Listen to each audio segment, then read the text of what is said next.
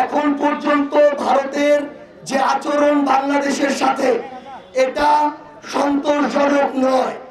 এই আচরণ দিয়ে যদি ভারত মনে করে বাংলাদেশের সাথে প্রতিবেশীর মতো সম্পর্ক তারা পাবে, সেটা তারা কখনো পাবে না।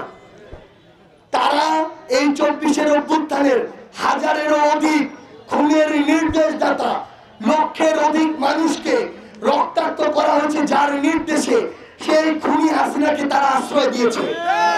যতদিন পর্যন্ত খুনি হাসিনা ভারতে আশ্রিত থাকবে, বাংলাদেশের মানুষের সাথে ভারতের সম্পর্ক স্বাভাবিক হবে না।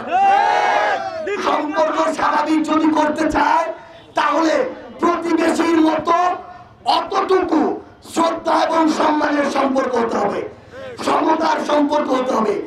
আগের মতো ওই রকম দাসত্বের সম্পর্ক বাংলাদেশের মানুষ আর মানবে না। স্পষ্ট করে আমরা আমাদের বিজিবি আছে, আমরা জানি তারা আমাদের অকুতোভয় সীমান্ত রক্ষী। তাদেরকে এতদিন ধরে আওয়ামী লীগ এবং হাসিনা জিম্মি করে রেখেছিল, তাদের যতটুকু শক্তিমত্তা সেটুকুও প্রকাশ করতে দেয়নি।